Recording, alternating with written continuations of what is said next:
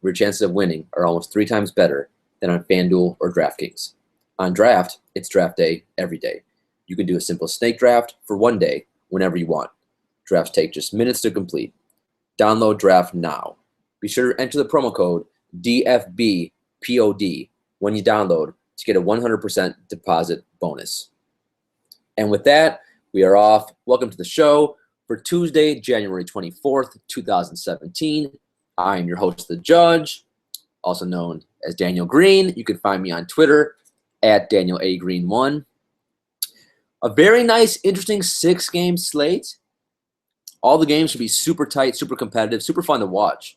You do not have a lot of stars in play, though, on Tuesday. And a lot of teams that are not, the track meets no up and down. A lot of teams that are top 5 in the league in pace really aren't in play.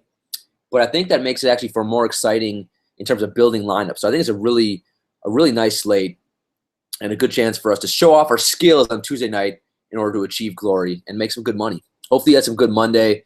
Monday was a fun slate to play. Hopefully you ended up making some money as well. The games in general were fun to watch. There was some late breaking news, so you had all kinds of drama going on for Monday night. We'll get to that. We'll get to all the good stuff in a minute. The Dream Lovers, Dream Killers, Chambers winners. First, please rate, review, and subscribe to the podcast. That would help the judge. It doesn't take you long to do. Just do it while you're listening to the judge's smooth, silky voice at 4:30 in the morning on this early Tuesday morning, I guess. It does mean a lot to me. Also, our new thing that we started yesterday, which went okay, but the judge is on to you. Some of you guys are very loyal listeners, loyal followers, and others of you sometimes disobey me and the bailiff. And one day, me and the bailiff will track you guys down, the ones who are disobeying us. I don't know what the punishment will be yet, but we will find something. Or you know what? Maybe I just won't punish the people who are being disobedient. I will reward the loyal followers of the judge. So what I want to try to do is when I tweet out the podcast, if you guys, everyone likes tweets. We like every tweet. I'd say what? Out of all the tweets that you're mentioning, what percentage of those tweets do you actually like? I bet you it's a pretty high percentage. What the judge wants you to do is retweet, not like, RT. So retweet out whenever I do post the podcast. I just don't have to retweet out everything, whenever I'm just tweeting normally. If I tweet out something to for Tuesday, probably tweet something like, if Moutier's out, Wilson Chandler gets a 2% usage bump. You don't have to retweet that. You can if you want. But what I want you to do is retweet whenever I tweet out the podcast. We must expand the listeners. Yesterday was very exciting. We almost hit close to 7,000 listeners, which is pretty cool. So again, let's try to expand the base, get more people to listen to the show. Because the good news for you guys, and let's face it, I can't do this alone. I do need the people who listen. I need all your guys' help, and that's why that's part of the reason I like doing the show is all all the different ways that we get to interact. That I get to interact with you guys, and then you guys with each other as well. So now I forgot what I was going to say. Yeah, whatever. Maybe it'll come back to me. Maybe it won't. This is one of the problems when you do a show this late. Also, premium services, consultations. So if you still are interested, let me know. My schedule is getting too crazy. Real life work. You got DFS as the second full-time job. So it's getting hard to do. But if you want to do one, let me know, and I'll see what I can do. Not sure how much longer I can do those. Also, please download the app Draft. And when you do, use the promo code DFBPOD, which would be very nice of you. Again, if you download the app and you can't find where the promo code is, just let me know, tweet at me, or go to the website, dgcourtroomdfs.com, and I will make sure both of us get credit for that. Also, you may have noticed that there was, on the homepage of the app Draft, there was a bracket challenge, a 7-day battle to the death. It was $10, 128 slots. It filled up, so congrats to you guys. I'm glad that was able to fill yesterday. That started on Monday night. Hopefully you're in there. It's a lot of fun. Hopefully you actually advanced on Monday, so you're going to round of 64 on Tuesday night. Hopefully we'll have another Chambers bracket up this week. I'm not sure what it's going to be yet, but hopefully it will be up soon. I will keep you guys posted, and when it's up, I will let you know probably via Twitter, and then on the podcast as well. Also, remember, guys, we do have a Draft Chambers League. If you go to the My Drafts, and if you download the app and use the promo code, you're automatically entered into the league. So if you click on the app or open the app, and then you click on My Drafts, you should see in there something called the Judges Chambers, and that's the league. Now, right now, we only have about it's a draft every day at 6 p.m. as long as the slate is a big enough slate to do it to do a snake draft. But it's only for 5. There's only 5 slots. So again, we might expand that in the future. I mean, I'm pretty sure we will. But just so you guys know, it is there. And right now, it's really the same. This kind of the same guys are entering that every day. So it's only $1 too. It's just a lot of fun. I'm telling you, the snake draft is just it's like a nice little escape from the realm of DFS. Just for like a few minutes. Only takes a couple minutes to do the snake draft, and then you get back to building your lineups. Chambers. So we had 3 chambers on FanDuel, like we always do. We had 1 on DraftKings. The one on DraftKings is 50 people. I think we could probably go up to 75 slots, but right now it's 50. Let me know your guys' thoughts. If some of you have been trying to get in DraftKings and you haven't been able to, let me know, and I'll think about upping it for 75. Maybe on just the big slates, on the large slates, I can up it to 75. FanDuel, the Bailiff made an appearance. As you guys know, it's the Bailiff's second birthday on Monday. It was a very exciting day for us. And I know some of you asked on Twitter. I'm still undecided on having the birthday party for the Bailiff at this bar. This is where you can bring dogs. It's probably going to be Thursday or Friday if we do have the party for the Bailiff. I'm just a little torn because I think it's going to be a little overwhelming. I can imagine all these drunk girls like picking him up, and then he's not a big fan of being picked up. The Bailiff does not like to be picked up. He likes to be in charge of all situations. So yeah, I'm not sure. Back to Chambers. So we'll think about increasing it on large slates maybe to 75 for DraftKings. But on FanDuel, the demand is just insane. It fills up whenever I post the links. It fills up in 1 or 2 minutes basically. So if you're trying to get it on FanDuel, you can always tweet at me. I know a lot of you tweet at me, a lot of you DM me. A tweet is better than a DM. There's a better chance I'm going to see the tweet in time. Sometimes the DMs I just get too many, so I can't see it before lineup lock. So, and then that's for questions too. If you have a question regarding the slate, a tweet, I'm probably there's a better chance I see the tweet than I'm going to see a DM, because the DMs just get backed up. So if you're trying to get in though, you can just tweet me, and then I do my best to look at those throughout the course of the day. Sometimes I can't do it, but I do my best to try to get everyone in that wants to get in for that particular day. And if I can't get you in on that day, I try to get you in the next day for Chambers. So for the Chambers on Monday, we had at M Millions. He's the number 6 ranked player in the power rankings. His 4th win and his 10th cash. He actually got the highest score out of all 3 chambers with a 346. And there were monster scores on Monday because, I mean, the easiest way you know it's going to be a high-scoring night if the chalk guys are going nuts. So if the guys who are like 50+% owned, or even the 40, 50, if the guys 40 to 50% owned are having monster nights and they're relatively cheap, then you know it's going to be a super high-scoring night. So when you see a Terrence Jones, who's like 45% owned, going for over 60, you know it's going to be a high-scoring night. When you see a Drew Holiday getting over 60, you know it's going to be a monster-scoring night. So, basically all the chalk guys performed pretty well. So it was, I think I saw scores over 400 to take down some tournaments. And to take down a tournament like the Slam, it was like a 389, I think was the top score on the slate. So congrats to M Millions for his victory.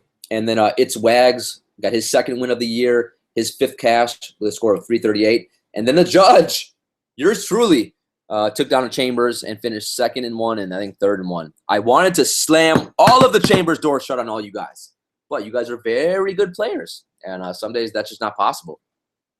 For DraftKings, and you know what, I need to step up my game on DraftKings. I mean, I apologize to everyone on Monday because I was playing some big entry fees on FanDuel, and then just with work, and it was hard for me to even get over to the DraftKings site until like 5:58. So I had like 2 minutes to put together a lineup. And also it didn't help at like 6:30 when we had some late breaking news that we basically had Kawhi Leonard, and we learned Kawhi Leonard, who going up against Brooklyn in an elite spot.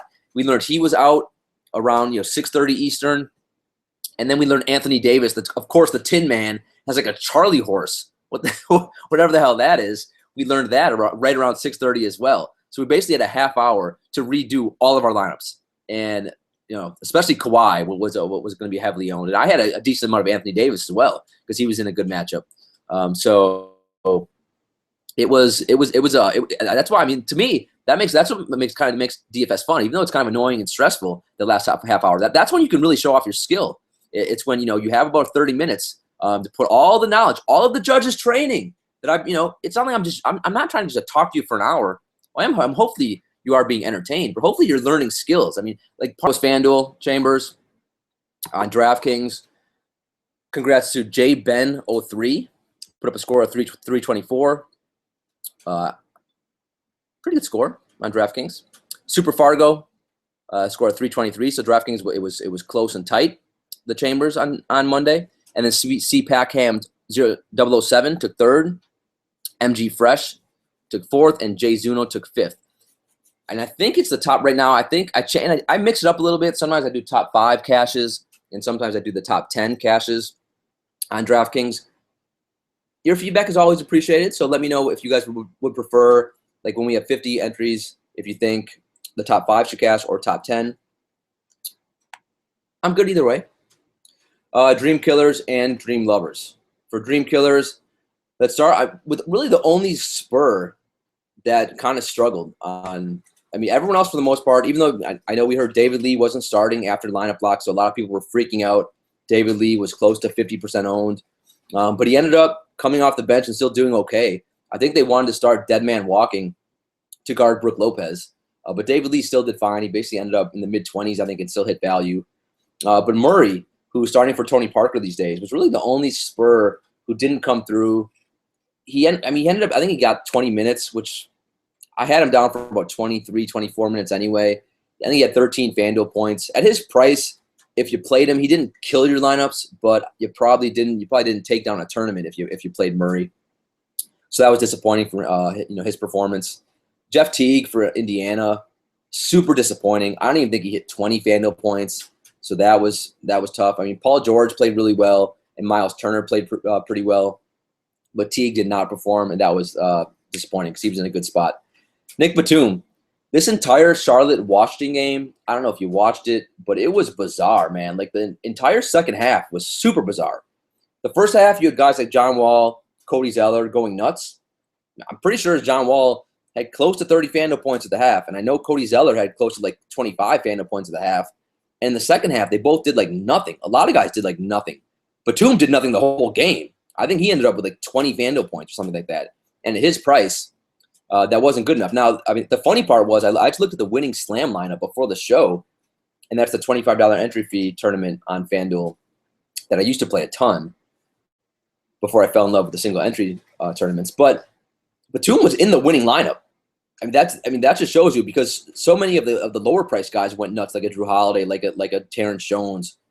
Dwight Howard had a good game who was pretty cheap. I mean, so that's why you could afford one guy in your lineup to not have a monster night and still win. So he was a dream killer for a lot of people, but for the person who won the slam, he was not. MKG, another guy from that same game, just didn't come through. Whiteside's almost unplayable these days. Barely getting 30 FanDuel points.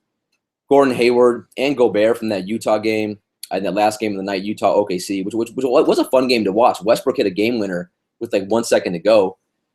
But like Hayward just, it's weird, man. Like down the stretch for that game, the best player for Utah, and I'm not drunk, was Alec Burks.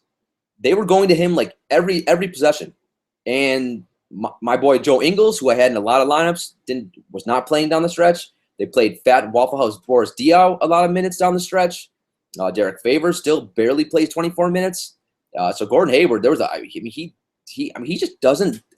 He stands in a corner now a lot of the time. It's just bizarre. He's just too good to do that. Although Alec Burks was playing well. Dream Lovers, lots of Dream Lovers on this slate. I mean, if you're gonna have the possibility to get a score of 400 on FanDuel and close to like a 360 or something on DraftKings, that means lots of guys put up monster numbers. And that starts with Dion Waiters. I'm pretty sure I don't know if I tweeted it. I know I said on the show yesterday he was a good play. I'm pretty sure I tweeted about this as well with a lot of you guys. He just if he's shooting the ball well, he's going to get 40 to 50 FanDuel points. It's just that simple, especially when Tyler Johnson is out, especially in a high-paced game, especially because Goran Dragic wants to hide in the corner and he's scared to touch the ball late in games, and which is another bizarre thing that I've been noticing this entire year. So Deion Waiters was terrific. The second straight game, he shot like over 60% or something, and not to mention he hit the game winner, hit the game-winning three-pointer against Golden State. If he would have missed, I think the game would have went to overtime. And that probably would have been better for anyone who had exposure to that game. Like I had Durant in some lineups, and he was like 10%. The ownership was crazy on this because it was such a large slate, and so many guys were high owned. You could get stars really at a low percentage. I mean, guys like Durant were low owned. Kyrie Irving was super low owned. Westbrook was 10%. Even Harden was only like 23%. So I mean, the stars were super low owned. It was a really cool, interesting, fun slate to play. But Deion Waiters was terrific. Terrence Jones, the second Anthony Davis went out. I mean, everyone at DFS is pretty smart now. For the most part, most people played Terrence Jones, and he's not cheap. He was like over, I think it was like 5.2K on FanDuel, and on DraftKings he was over 6K. So on DraftKings, he was only like 30% owned or something like that, which I think is about right. I mean, he wasn't a lock. They were playing the Cavs without Anthony Davis, so there was a chance Cleveland could have blown them out. And I mean, I thought he'd have a good game. I didn't think he'd go crazy. I mean, he had a game of his life. Him and Drew Holiday both, they had the best games of their careers, and he ended up with over 60. Him and Drew both ended up with over 60 FanDuel points. T. Jones might have been close to 70. I mean, it was absurd. And it's not like he just had a good first quarter. He continued throughout the course of the entire game. It was really impressive. Which also, let's go back to a dream killer. How about Elvin Gentry?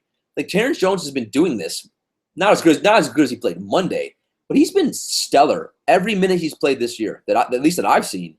And the fact that Elvin Gentry refuses to give him minutes, refuses to start him, and continues to play guys like Dante freaking Cunningham that's a criminal act. You should be locked up in DFS purgatory, in some type of jail that we have for you. The bailiff should be in charge of the key. It's really disgusting. Elvin Gentry, I don't know what the hell that guy's been doing this year, but Terrence Jones deserves a start, deserves a ton of minutes. He was tremendous.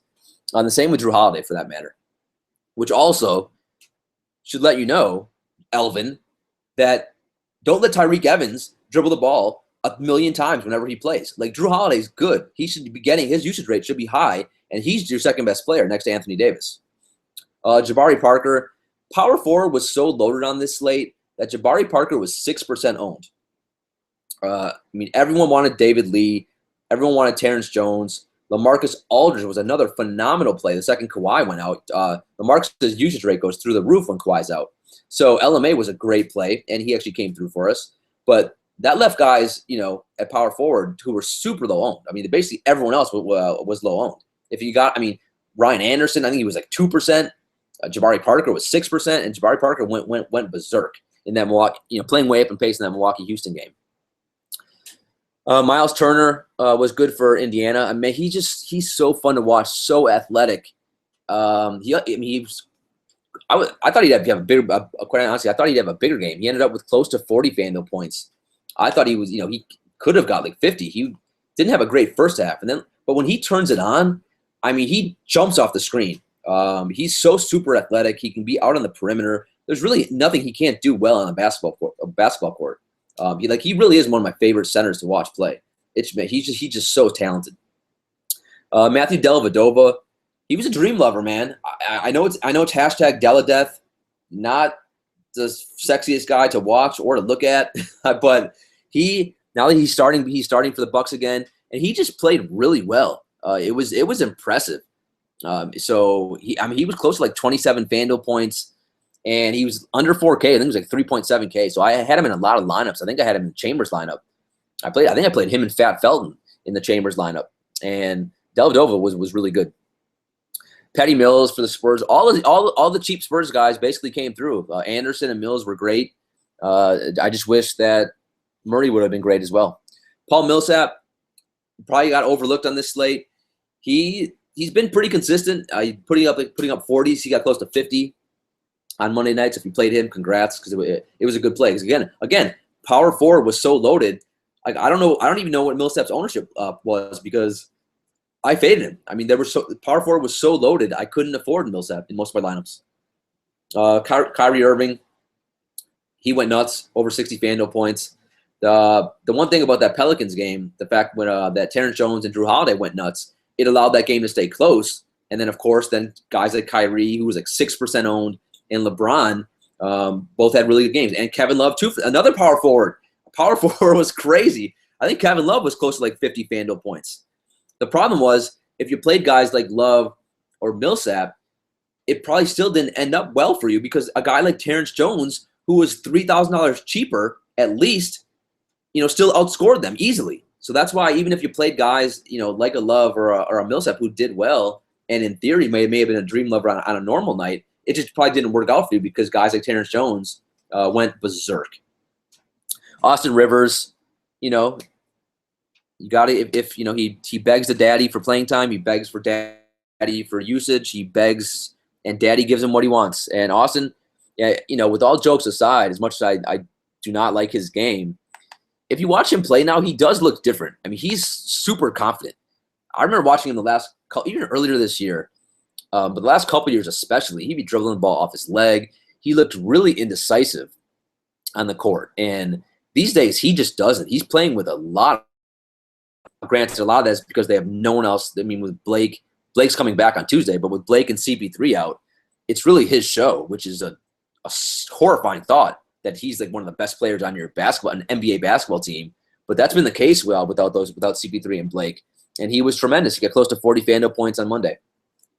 And then Cody Zeller, he was really good. I thought he was on his way to like a 50 FanDuel point night. The second half he slowed down, but he had an unbelievable first half for Charlotte. And then Westbrook. I played Westbrook a lot. I knew he was going to be low owned, and so that was one of my strategies going into the slate. I wanted to get him I thought he'd be about 15% owned. He was even better than that. For me, he was 10%, which was tremendous. And he had close to 70 FanDuel points. Now, again, the problem was when you have a guy like Drew Holiday giving you 60, who's half the price of Westbrook probably wasn't going to let me win a GPP. But he basically, every lineup I had Westbrook, I cashed in. So I was able to, sorry guys, I was able to make a good $400 on this slate, and a lot of it was because of Westbrook. And when you have guys like Terrence Jones, who can, who's kind of a cheap guy going off, a Cody Zeller, a cheap center who does really well. When a lot of the value guys go nuts. I mean, it was pretty easy to fit Westbrook in lineups. So that wasn't the challenge on Monday. It was just a matter of, did you want to play him in a tough pace down game against Utah? And remember what I say about GPPs. Like, that's one of the ways you can take down a GPP. You get a superstar in a bad matchup, in a slow-paced game when people are going to fade him. All right, injury news for Tuesday. 6-game slate, but we still do have some injuries.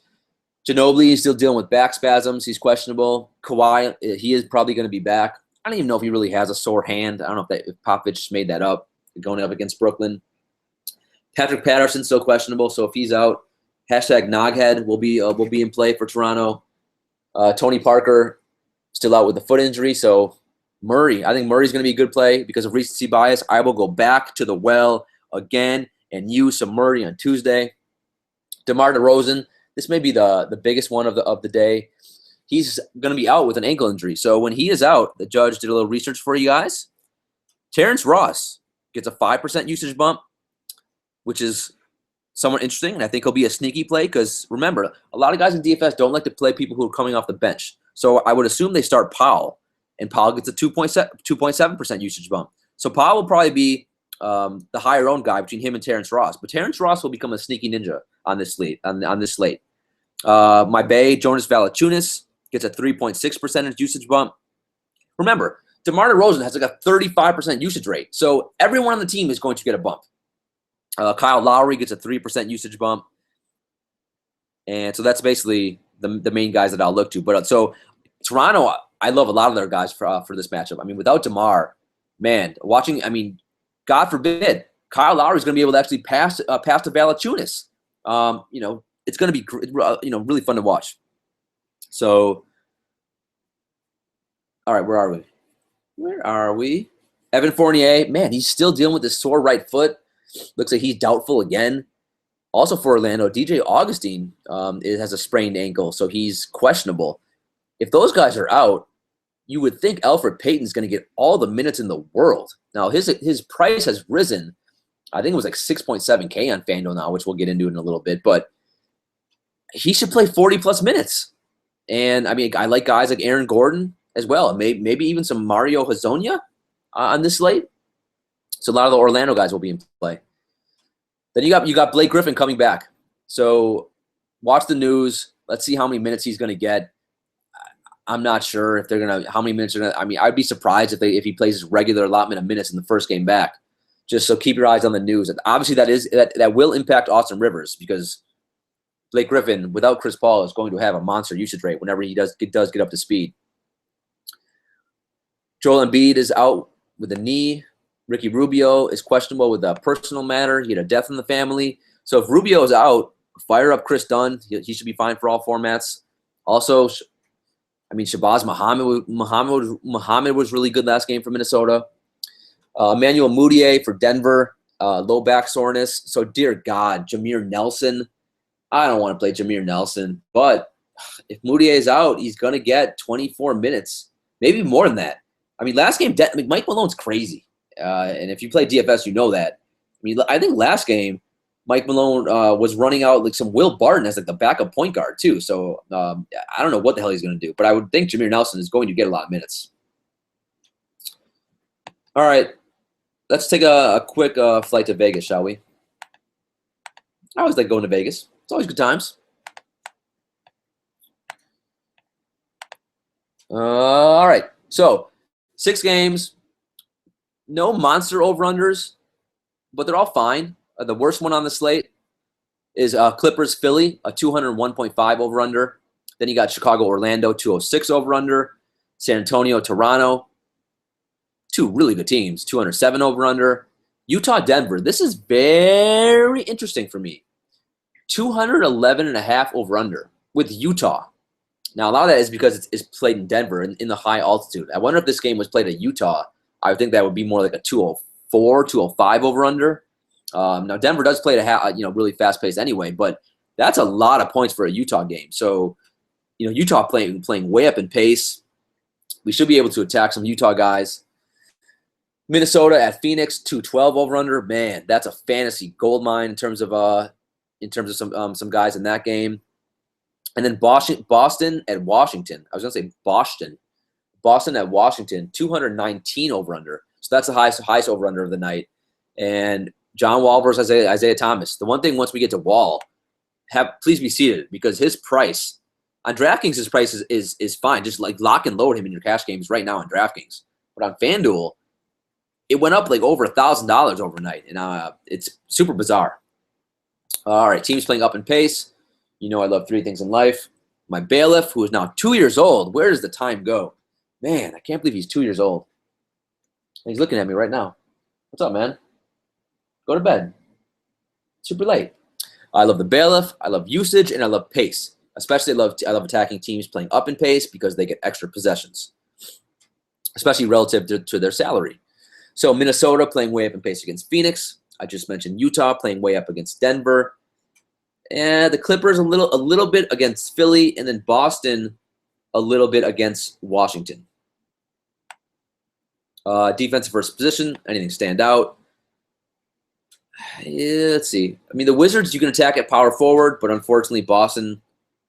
I mean, Al Horford is kind of their power forward some nights, so maybe Al Horford's in a good spot.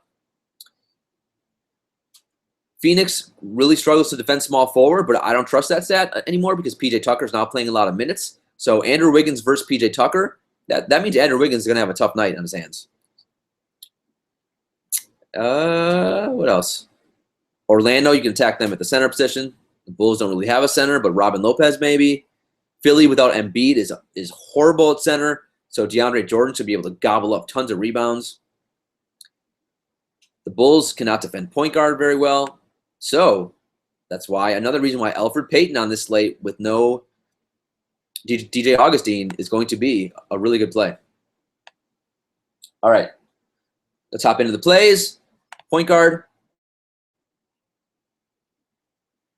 My latest thing lately, by the way, is I don't like drinking smoothies during the show, and I don't know how the hell I was doing that. I don't know if I was going through something like little like semi mid, before, I don't know what's it's like a phrase before you get to a midlife crisis, like a mid life crisis or something like that. But the smoothie thing, that's disgusting. Now I don't ever want to have a smoothie again, like ever. They sicken me. Now I've gone to drinking like Sprites during the show, and I don't even know where this came from, but like I think I like the sugar rush like this late at night. Before like a week ago, I don't think I had a Sprite in like 10 years. So I barely ever drink soda. All right, point guard, John Wall.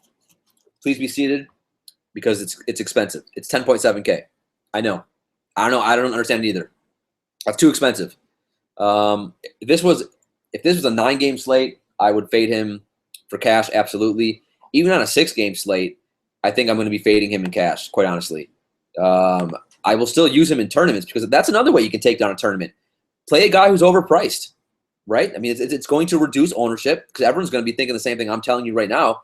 On FanDuel, that's just too expensive. He's like 9.3K or something like that on DraftKings, maybe 9.6K, something like that. Or I could just look it up and tell you he's 9.4K. So neither, but 1.3K less on DraftKings, which I think is a very fair, reasonable price. The 10.7K. I mean, now he's got to get us close to 55 FanDuel points. He's done that one time in the last 12, 13 games, 2 times in the last 20 games or something like that. So it's just, could he do it? Sure. And on a 6-game slate, maybe you just want to look at, you want to get the most amount of points as possible. And there's not a lot of stars to pay up for. So you can fit John Wall in your lineup. So if you still want to do it for cash games, like it's fine. I just think it's a little expensive, and I probably prefer to go a different route. Eric Bledsoe, 9.3K. Man, I remember I think it was yesterday's show where I think the title of the podcast was basically Eric Bledsoe is no longer at Magic Mountain or something like that because he's been too super consistent. He's no longer a roller coaster, and he's going to be a really good play going forward. With the caveat I mentioned, what's his price going to be? I was very interested to see how much his price goes up, and it went up over $1,000. I mean, similar to John Wall. So he's now 9.3K. That's freaking expensive too. The good news with him is playing Minnesota, so pretty good pace game, and I still think he's safe for all formats.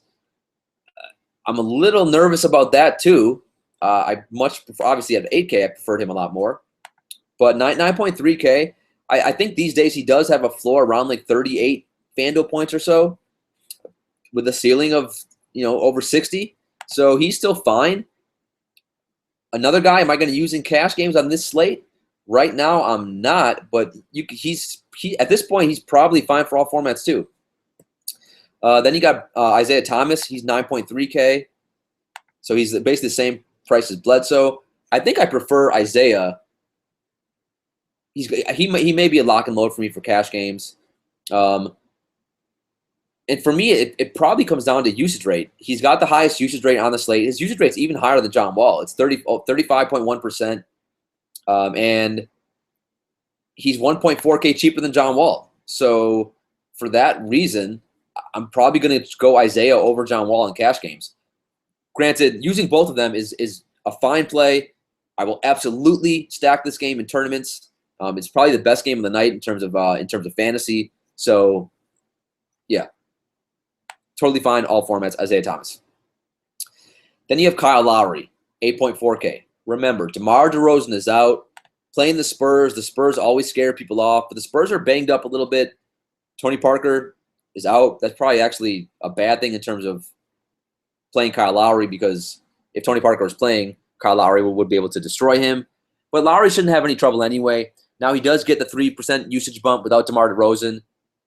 And if he gets it going, he should see maybe even higher than that. And he's probably going to get more assists. He's going to see tons of minutes on this for this game. So I love Lowry's. I don't mind him. Actually, I don't even mind him for cash games. I know a lot of people do not like playing anyone versus Spurs in cash games, but me on this slate, that's fine. If DeMar was playing, he'd probably be a tournament-only play for me on this slate. But without DeMar, I think he's just in a really good spot, and I like him for all formats. Elfrid Payton, 6.7K. I mean, on the surface, that just seems a little too expensive for Elfrid, especially because he occasionally will kill you. He'll throw in a game with like a 20 FanDuel points, a 10 FanDuel points, a 21. But then you go back and you look at those game logs, and I happen to be watching some of those games as well, and a lot of it is just minutes. In the past, defense has been an issue with him. If he isn't playing good defense, Vogel will take him out, and that's one reason why DJ Augustine eventually started for him and has been starting a good chunk of the year. If Augustine's out, Payton's going to get 35 to 40 minutes. They have no one else to play at point guard. So on this slate, and the Bulls can't defend point guard anyway. MCW's okay defensively, but he's really been struggling lately. So I think Payton's another. I mean, if you want to say, you can save $4,000 from John Wall in all formats. And is it inconceivable that Payton's is the highest scoring point guard of the night? I mean, it's probably not going to happen, but what? It's like, I'd say there's like a 15% chance it happens. And if you're a tournament player, you can pounce on that because Payton does have 50 FanDuel point upside. He can put up a triple-double. I mean, he is really talented. And I just watched him a couple of days ago destroy Utah and put up, I think it was like 57 FanDuel points against Utah last week. So he's in a good spot too. Then you got George Hill, 6.3K. He looked horrible Monday night against OKC. He was dreadful. 32 minutes, only had 18 FanDuel points. What I love to do is I take a guy who's a pretty good basketball player in a good matchup. What's one thing that we live by this year in DFS? Who do we attack? Say it with me. For Denver, we attack Denver guards. Now George Hill is going to get, well, Moutier actually. I wish Moutier was playing because Moutier is atrocious defensively. But Jameer Nelson's like 75 years old. So you get some Jameer Nelson defense, some Will Throw Barton playing backup point guard, some Jamal Murray. George Hill's in a really good spot. Utah playing way up in pace. And because of recency bias, he's going to be low owned now because he looked so bad on Monday night. So that means for tournaments, I want me some George Hill. Am I going to play some Elfrid Payton, George Hill lineups? Yeah, absolutely. But George Hill's another guy who could give you 40 FanDuel points. I don't love his game in real life, and I still prefer those other guys to George Hill. But I think for tournaments, on this slate, he's a good tournament play. Then after that, you got TJ McConnell. He's 5.5K. It's just not much upside there at that price in a really slow paced game. Austin Rivers, 5.4K. Again, that game is just not very sexy, very appealing to me, especially with Blake back. That's going to hurt Austin a little bit. I'm sure Daddy's going to start his son at point guard again because God forbid he could start Raymond Felton, who would probably be much better at getting Blake the ball and DeAndre the ball. But Austin has been playing well, so for tournaments, he's still fine. Raymond Felton is still sitting there at 4.9K. Even if, I'm not sure what lineup they're going to go with in terms of the starting lineup on this slate. If Felton starts, I think he's still going to stumble, bumble, and eat his way at the buffet to like 20 to 25 FanDuel points. He if he gets 30 minutes, he's going to get to 20 FanDuel points somehow. And I do think Blake back helps him. I think it hurts Austin, but it helps Raymond because he's a legitimate point guard. He looks to distribute the ball. Austin Rivers, he just shoots. I mean, I don't know. I don't think he has a very high basketball IQ. Maybe he does, or maybe just more. I mean, well, no, I guess he's always been more of a scorer, going back to his college days at Duke. So, so I do think Blake shooting, that's going to bring Austin Rivers' usage down. Whereas I think Raymond's usage isn't high anyway, so it's not going to impact him as much. Let's see. Then you got Chris Dunn, 4.7K. If Rubio's out, safe for all formats. And Minnesota playing way up in pace. Dunn was excellent the last game out, giving over 40 FanDuel points. If Rubio's out, you might want to just lock and load Dunn in cash games. MCW, 4.4K. He's looked really bad lately. Then you got Patty Mills, 3.9K.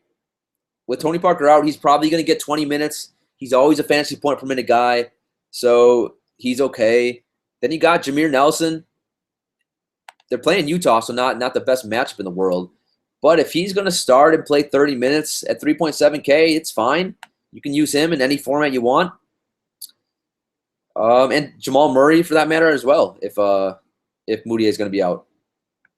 All right, shooting guard. So shooting guard gets ugly fast on this slate. DeMar was the highest price guy. He's not playing. So we got D. Wade. Oh, glorious. D. Wade, my boy, is the best shooting guard on the slate in terms of price. 7K. And it's weird to say, but I think he's safe for all formats. Like the Chicago-Orlando game, it's probably going to be stuck in mud.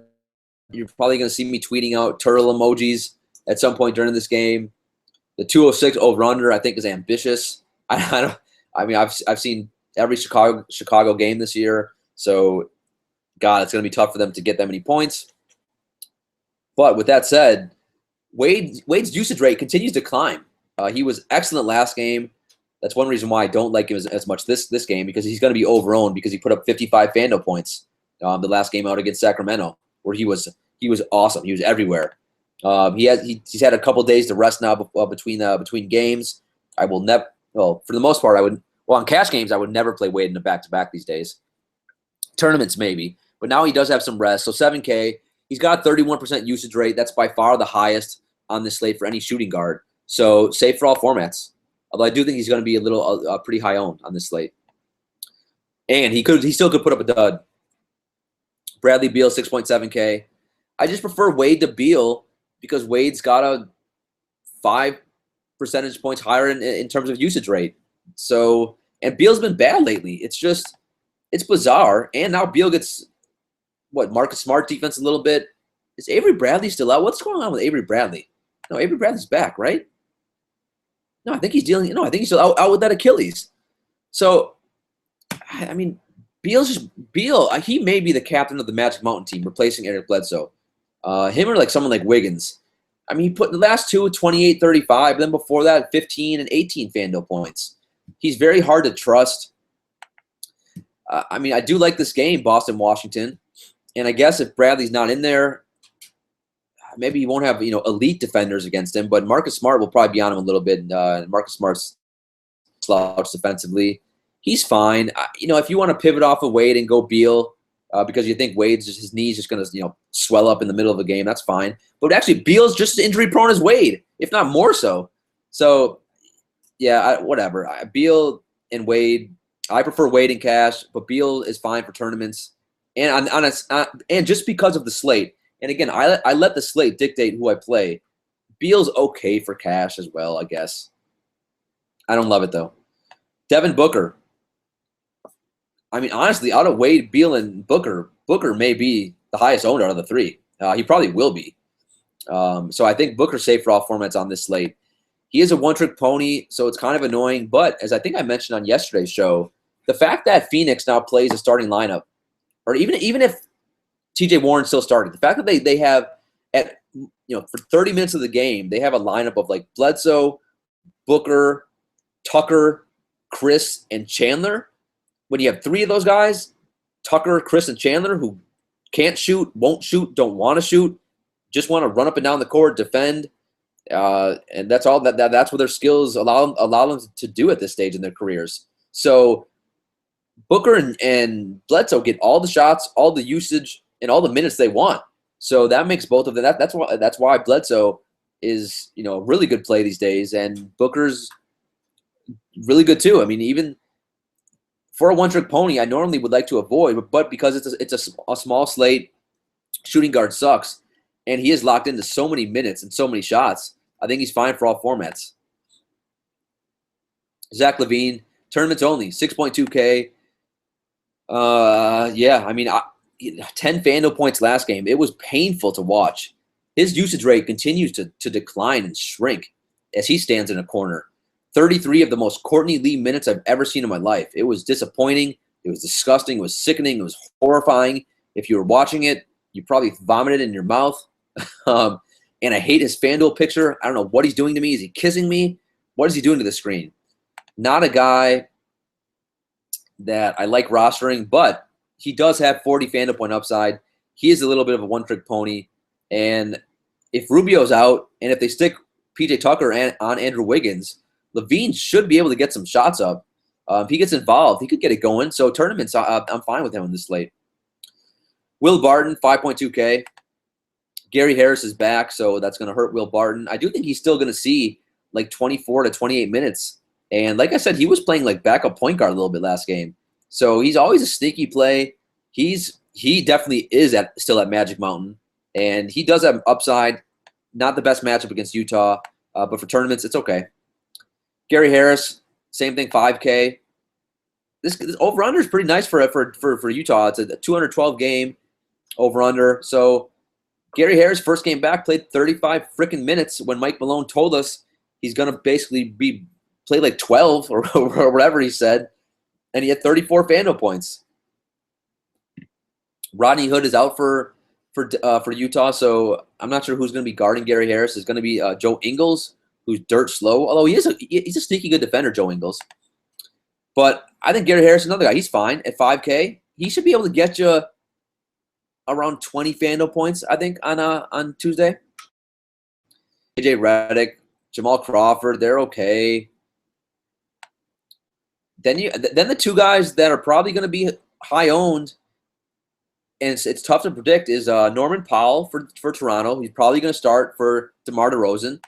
And I've watched Powell play a lot this year. He's pretty much a one-trick pony. He tries to act like DeMar DeRozan some nights. So if his shot's going, he can put up a 20, 30 FanDuel point night.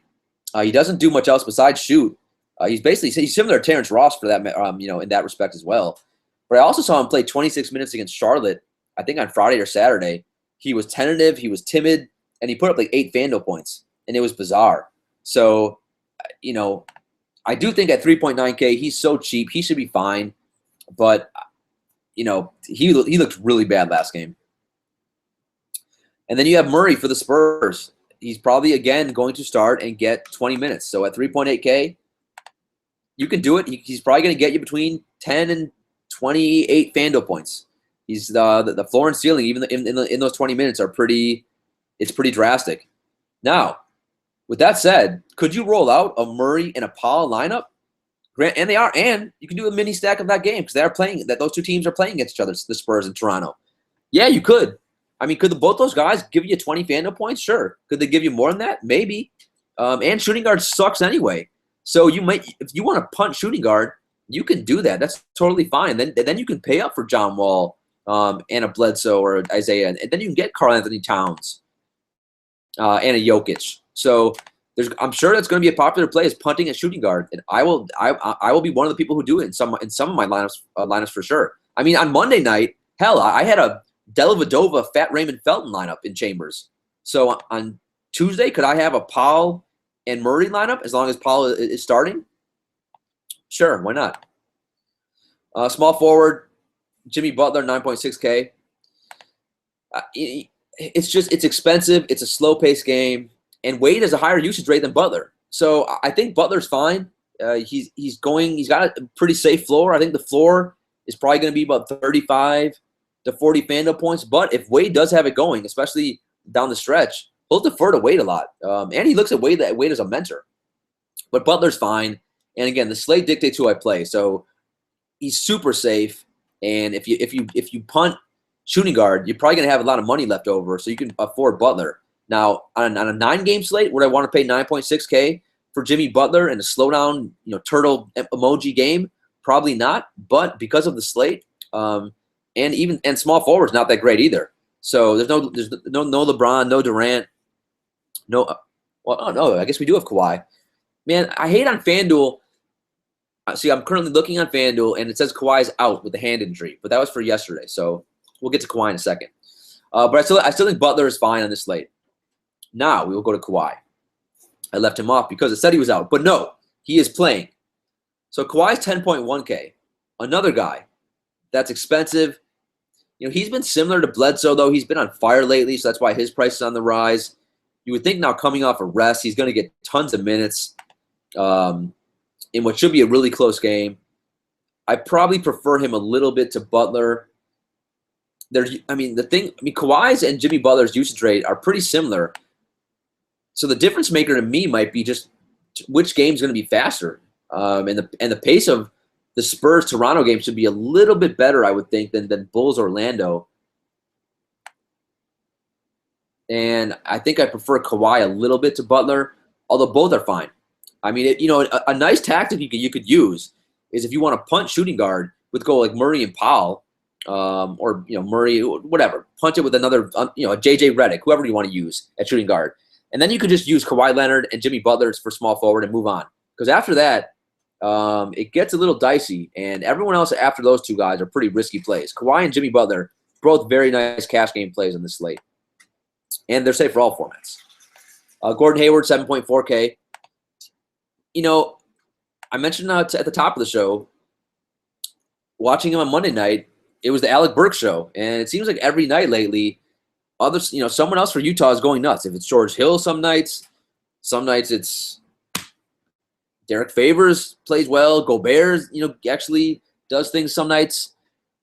So he's been in like the 20s 3 out of the last 4 games in terms of FanDuel production, and then even when he gives you 40, it's like barely lately. So I do like the fact Utah playing way up in pace. I think his price is fair at 7.4K. It's not as tasty as Paul George was on Monday when Paul George was 7K in a delicious matchup. But if you don't have the money to pay up for a Butler or a Kawhi, I do think Hayward is the third best small forward on the slate because I think he has a floor around 30 for Tuesday, and he could probably give you maybe 40, 45. And I really do, you guys know I love pace, so I do love the extra possessions in this game. Andrew Wiggins, 7.1K. Tournaments only for me. He's getting expensive. One-trick pony. He's been good the last 3 out of the last 4 games, 36, 38, and 35 FanDuel points. He's actually got 4 assists the last 2 games. Actually, 3 out of the last 4 games he had 4 assists, which is pretty impressive. Now, God forbid he could actually get some rebounds and do some other stuff, but he's fine. The one more concern I do have is he's going to get probably a lot of PJ Tucker defense. And Phoenix is trying to trade PJ Tucker, I think. So that's one reason why they're giving PJ Tucker extended minutes, trying to show off his worth. And defensively, he's a stud. He reminds me of – he's basically like Wes Matthews. If you could have like Wes Matthews and PJ Tucker on the same team, like defensively, they would lock down the 2 and 3s. Now, offensively, PJ Tucker offers you almost nothing. But I think that will hurt Wiggins a little bit, make Wiggins a tournament-only play for me. Then you got Otto Porter, 6.3K. You guys know how I feel about Otto Porter. If you want to use him, go ahead. He continues to like basically hit value and give you close to 30 FanDuel points every night because he fills up the stat sheet. Like on Monday, he got 13 rebounds. So he doesn't shoot because he doesn't. John Wall doesn't pass him the ball that much. What is his usage right now? Maybe I'm wrong. Maybe it's coming up. Maybe one day I'm going to look and it's going to be like miraculous. It's going to hit like 20%. No, it's 15% still. So I just don't love – he just never makes my rosters because I want a guy who's actually going to touch the ball. But you can do it. Gallinari is 5.6K. I don't love the matchup against Utah, but that's pretty cheap. I think he's going to stumble, bumble, fumble into around 25 FanDuel points, so he's okay. Jay Crowder, 5.6K. He's always a super safe cash game play. Whatever I just said about Gallinari, how he's going to stumble, bumble, and fumble into 25 points. Now, I maybe like 70% believe what I said about Gallinari.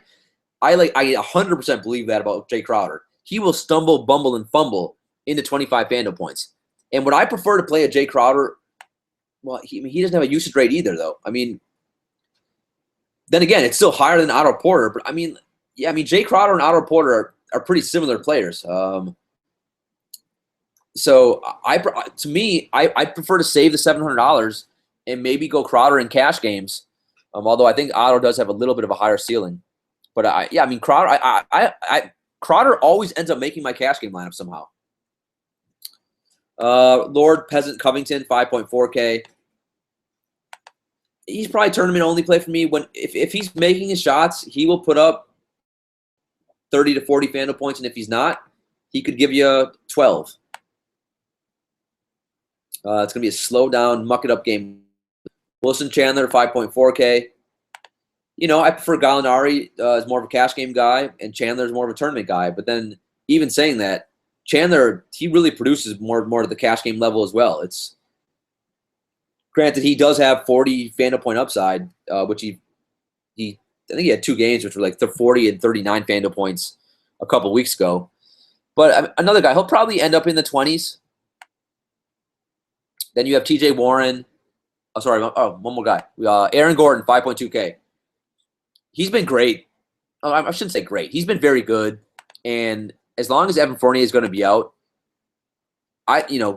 compared to guys like Jay Crowder and Otto Porter, I may actually prefer a guy like Aaron Gordon, especially in tournaments, because Aaron Gordon's going to get the ball and be able to shoot a little bit.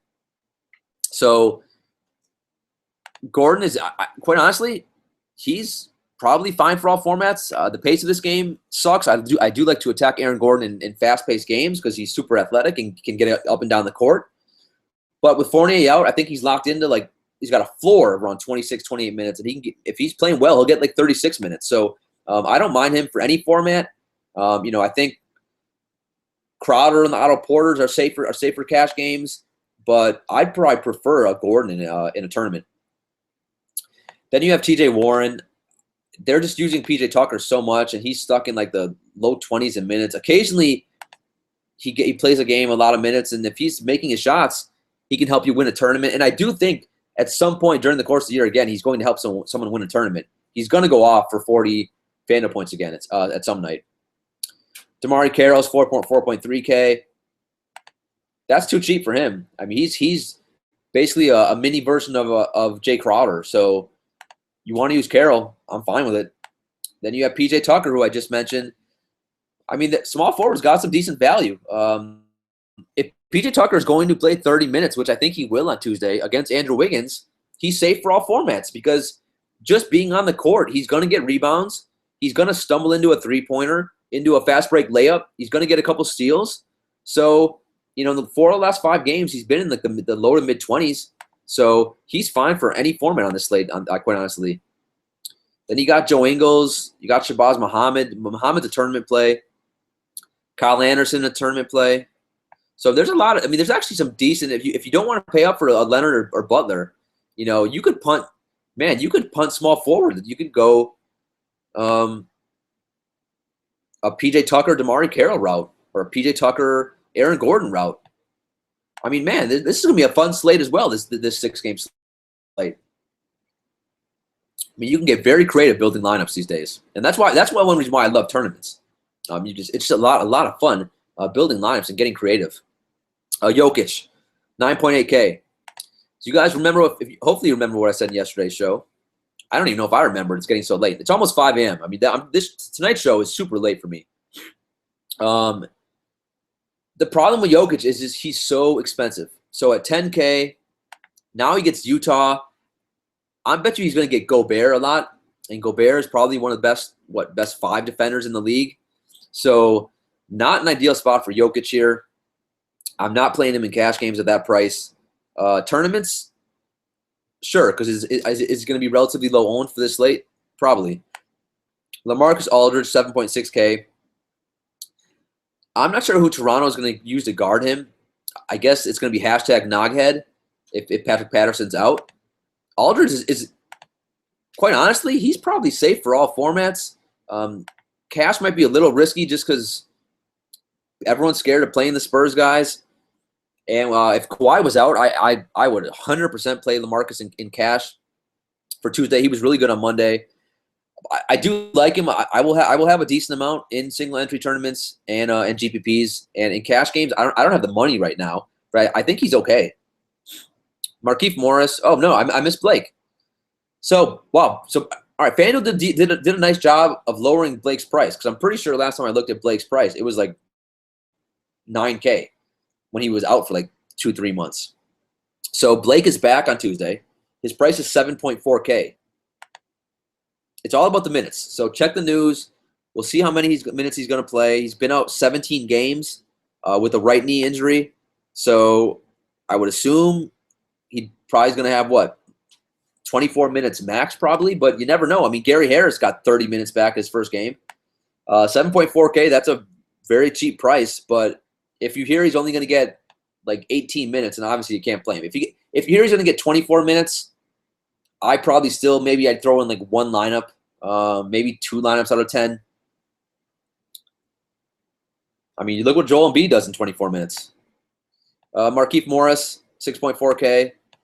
He's been super consistent. He's basically giving you like 30 FanDuel points a night. He did it again on Monday. So if you want to do it, go ahead.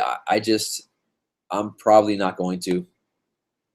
I can't give you a great reason other than I don't see massive upside. Maybe he'll stumble and bumble, just not only into 30 FanDuel points, but he'll stumble and bumble and fumble into a couple of my lineups as the day progresses, because he is playing really well. Ersan Ilyasova, 6K. He's been really good. He's a guy, whenever Embiid's out, I do look to roster. So he's fine on this slate. The problem is he just never gets over 30 minutes. The last time he saw over 30 minutes was January 6th. So the last couple of weeks or so, he's right around the 30-minute mark. And at 30 minutes, he can basically give you around 30 FanDuel points. So I think him and Markieff are pretty similar plays in this slate. And then the difference would be Markieff's in a game with an over-under of 219, where Ersan's in a game with an over-under of, what, 203, something like that, against the Clippers. So maybe I will look at Markieff a little bit more. Serge Ibaka, I don't know what's going on with Ibaka. The minutes have been really down the last couple of games, and he may have been in early foul trouble in one of them against Golden State, but the last 2 games have been nasty, 18 and 20 FanDuel points. And actually the last 3 games, he's played 21, 22, 25 minutes. The last week and a half or 2 weeks, he's been bad. He was coming off of an injury. Maybe he's still banged up. So tournaments only for me at that. But that price, I like the price. He was close to 7K about a week and a half ago. Gorgui Dieng, another guy. The minutes have been an issue. He's been asleep on the court. He's been super frustrating to own. The minutes haven't been there. He has not looked engaged. He has not looked active. It's just been bizarre. Now Minnesota gets in a really fast-paced game. On paper, this game would scream to give. I mean, the last game, Shabazz Muhammad went nuts. And you would think Minnesota could go small against Phoenix. So, I mean, maybe they limit Gorgui Dieng's minutes again. But, I mean, I need to look into this more, read some of the, talk to some of the beat writers in Minnesota and read what's going on there. Because I'm not sure why the minutes have been not so much on the decline. But, if Dieng does end up getting 30 minutes in a super fast-paced game, he should be able to give you 20 to 30 FanDuel points and be a safe play. But just the minutes right now are a big issue. And that's one reason why the more I think about this game, and if Rubio's out, I like guys like Dunn and Shabazz Muhammad. And, of course, guys like Towns. David Lee, 5.1K. So, I mean, you guys loved playing David Lee on Monday. I was a little surprised how much love David Lee got. He was not a guy. I think I had him in maybe two out of my 10 lineups, or if I had 10 lineups, maybe he's in about 20% of my lineups overall. And that was before the news that he wasn't even starting. But I get it. He's been good. The 2 games he started previously, 33 and 36, and that's why I say recency bias is such a massive thing in DFS. I mean, this dude it's David Lee, guys, and he was almost 50% owned. And I know it was Brooklyn, but it's just, yeah, I'm not sure. He's okay at 5.1K. Do I think one day the minutes are going to come down? Yes, because he's horrendous defensively. So, but the price is still fair. He is still starting. Even if he doesn't start, comes off the bench, he's probably going to give you 20 to 24 minutes, and he'll stumble, bumble, and fumble in the close to 20 FanDuel points, I would think. Then you got Kenneth Faried, tournaments only. Taj Gibson, been really bad, and the minutes are all over the place, tournaments only. With Gibson, I don't know. With Gibson, if you want to go cash, I think you can. I don't know. But he should be able to give you like 15 FanDuel points. But Gibson's hard to figure out. You know what? For me, it's going to be tournaments only for Gibson. Derek Favors, Saric, Noel, Miritich, Amir Johnson. I mean, bums. Fat Gravy Juice, Jared Sullinger. Actually got some minutes last game. Looked okay. You got Marquise Chris, who could, I mean, if occasionally he gets some minutes for Phoenix. Where's Noghead? Is Noghead, did FanDuel make Noghead a center now? Hold on. This could be big news if he did. I thought Noghead was a power forward. Naguera for Toronto. Now I'm getting my sites confused. So Noghead's a center. All right, so that's it for power forward. Let's move to center. So Karl Anthony Towns, he's been elite. He's been one of the best players in the NBA the last couple weeks. If you could fit him in your lineups, get him in. Tyson Chandler, I think he's overrated defensively, and I think Karl Anthony Towns will get him out on the perimeter. I mean, sometimes you're watching Towns play. Dude's just he gets the ball on the perimeter and just jacks up a three, and it's like silky smooth, and it's fluid. It's not a Brook Lopez three, which looks forced, and you're like, oh my God, you start ducking in your apartment. He's very fluid. His game is just tremendous right now. Rubio in, Rubio out. He was with Rubio out last game. He still put up 61 FanDuel points. So Dunn was able to get him the ball. So safe for all formats. Then you got DeAndre Jordan, 8.4K. It's just on this slate in a super slow-paced game. I do think without Embiid, he's going to be able to get every rebound he can get. With I don't know who's going to be starting for Philly. Okafor. Okafor is just atrocious. So you can play Jordan if you want. Relatively safe, but a little pricey for me. 8.1K Rudy Gobert. Gobert was not good on Monday night. 31 FanDuel points. That's his floor. I think these days. Only 12 points and 9 rebounds. For him, that's abysmal. Normally, he's going to give you closer to like 15 points, 15 rebounds. So he did have 4 blocks.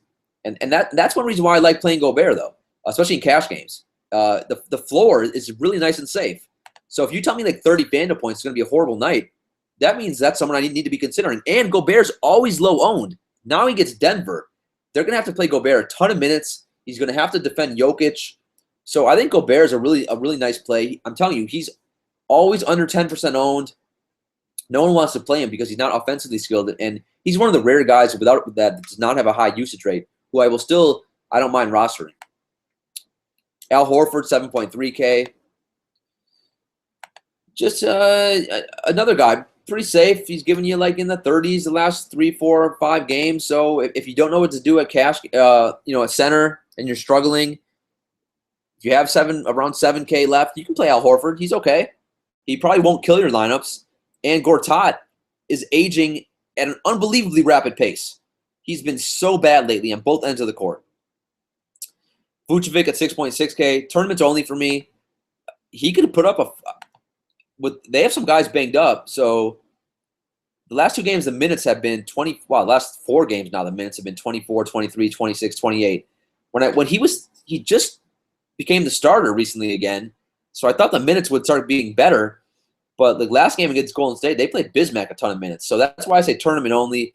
If he does get minutes, you can attack the Bulls' bigs. I mean, Robin Lopez is so slow defensively that Vucevic should be able to – and Vucevic's super skilled offensively. So he is in a good matchup, but it's all about minutes.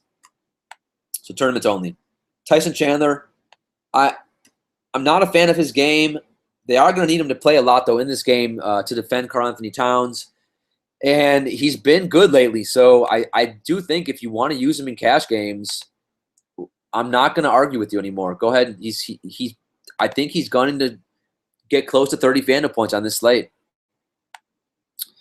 Then you got my boy Valanciunas. He's in a prime matchup.